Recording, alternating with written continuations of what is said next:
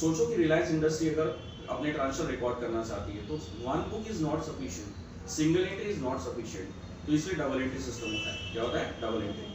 तो double entry system का एक कॉन्सेप्ट क्या होता है? ड्यूअल एस्पेक्ट, जिसका नाम है, कौन सा नाम है इसका? Dual aspect. क्या नाम है उसका? Dual aspect. तो जो ड्यूअल एस्पेक्ट कॉन्सेप्ट है, इस कॉन्सेप्ट की थ्योरी के हिसाब से हर ट्रांजेक्शन रिकॉर्ड होगा और हर चीज का वैल्यू मेंटेन किया जाएगा, रिकॉर्ड रखा जाएगा। एग्जांपल, अगर मैं रेंट पे करूं, क्या पे करो? रेंट।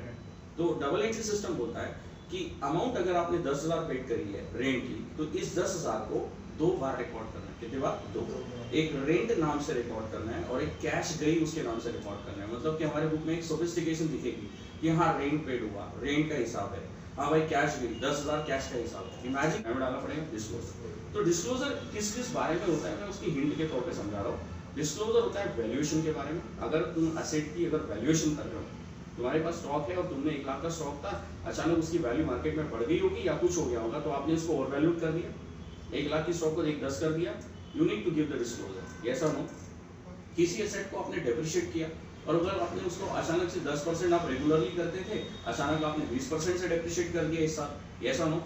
तो आपको डिस्क्लोजर देनी पड़ेगी। क्या देनी पड़ेगी? डिस्क्लोजर। दूसरी बात कि अगर कोई प्रोविजंस आप अपने अकाउंट में क्रिएट करते हो खुद से कंजर्वेटिज्म बेसिस पे, यानी कि आपको लगता है कि फ्यूचर में लॉसेस हो सकते हैं, तो कुछ प्रोविजन अगर आप क्रिएट कर रहे हो तो वो प्रोविजन की आपको डिस्क्लोजर देनी है कि आपने किस बेसिस पे और कितने अमाउंट से वो प्रोविजंस को क्रिएट किया हुआ है। यस और नो? अच्छा, और अगर कोई तुम्हारे ऊपर कोई क्लेम है, कोई अगर डिस्प्यूटेड क्लेम है, किसी ने तुम्हारे क्लेम डाल दिया 1 करोड़ का, 1.5 करोड़ का, तो इस वाली चीज का भी डिस्क्लोजर आपको डिफाइन करना पड़ेगा कि हो सकता है कि in future you can be liable because there is a dispute between about this liability. Yes or no?